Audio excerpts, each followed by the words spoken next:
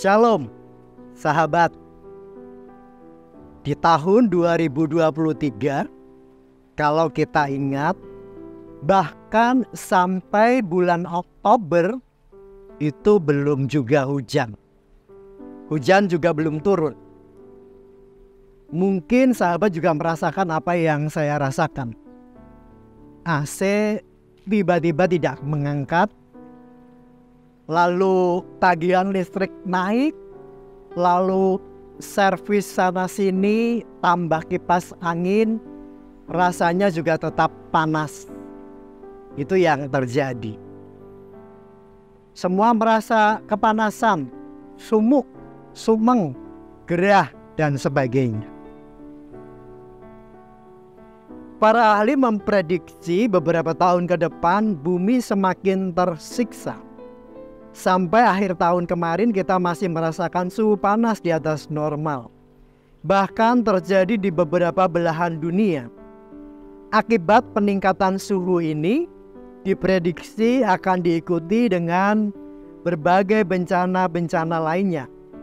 Bahkan mulai muncul tumbuhan baru di kutub yang biasanya hanya ada es, tapi muncul tumbuhan-tumbuhan baru yang menandakan bahwa pemanasan global, kenaikan suhu sudah mulai menembus ke sana, yang juga telah menyebabkan tanaman-tanaman tumbuh lebih awal.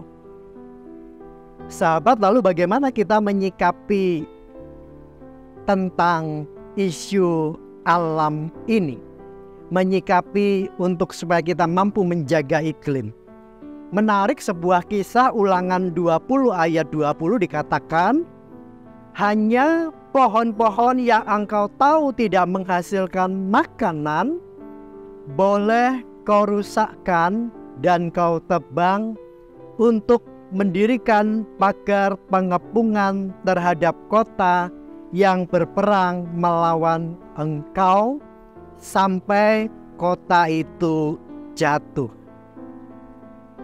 Sahabat, masih mending orang lalu menebang kayu seenaknya untuk memenuhi hawa nafsu ataupun hasrat mereka. Tetapi di dalam ulangan ini, umat Tuhan waktu itu dibayang-bayangi oleh maut, dan satu-satunya sarana untuk membentengi kehidupan mereka adalah dengan kayu-kayu besar. Tetapi firman Tuhan justru mengingatkan ketika ada pepohonan yang menghasilkan dan buahnya bisa dimakan, tidak boleh ditebang. Hal ini mengajarkan dua hal kepada kita. Yang pertama tentang kekhawatiran hidup. Allah sebagai penyelenggara kehidupan mengingatkan kepada umatnya untuk mereka tidak perlu khawatir karena dijamin mereka tetap terlindungi. Bukan dengan kayu-kayuan, melainkan karena daya kuasa Allah sendiri. Yang kedua, firman Tuhan ini juga mengajarkan bagaimana kita mengolah alam supaya tepat sasaran. Ini menarik. Dan kita tahu itu kenapa monyet, ular, binatang-binatang buas lalu terus sampai ke rumah-rumah penduduk.